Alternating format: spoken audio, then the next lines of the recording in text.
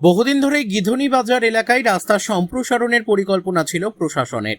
সরকারি জমি দখল করে গড়ে ওঠা দোকান ও বিভিন্ন স্থায়ী অস্থায়ী নির্মাণের কারণে সেই প্রকল্প বাস্তবায়ন বারবার বাধার মুখে পড়ছিল।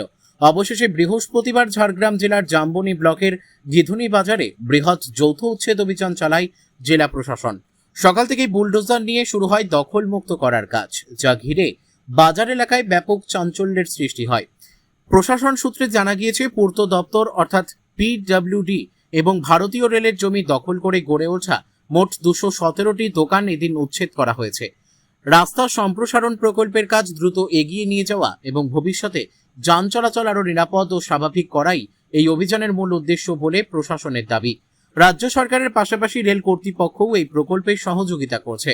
ঝাড়গ্রাম জেলার জাম্বনি ব্লকের গিধনি বাজার এলাকার এই গুরুত্বপূর্ণ রাস্তা দিয়ে প্রতিদিন হাজার হাজার মানুষ এবং অসংখ্য ছোট বড় যানবাহন চলাচল করে। ঝাড়গ্রাম, জাম্বনি, বেলপাহাড়ি সহ পার্শ্ববর্তী এলাকার মানুষের যোগাযোগের অন্যতম প্রধান পথ এটি।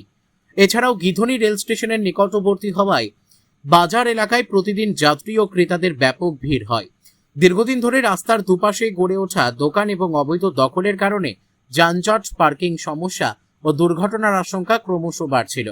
সেই পরিস্থিতি দূর করতেই রাস্তা সম্প্রসারণের উদ্যোগ নেওয়া হয়েছে বলে প্রশাসন জানিয়েছে। উচ্ছেদ অভিযানকে কেন্দ্র করে যাতে কোনো অপ্রীতিকর পরিস্থিতির সৃষ্টি না হয়, তার জন্য সকাল থেকেই এলাকায় বিপুল সংখ্যক পুলিশ বাহিনী, র্যাফ এবং প্রশাসনিক আধিকারিক মোতায়েন করা হয়। ম্যাজিস্ট্রেটের উপস্থিতিতে শান্তিপূর্ণভাবেই গোটা অভিযান সম্পূর্ণ হয়।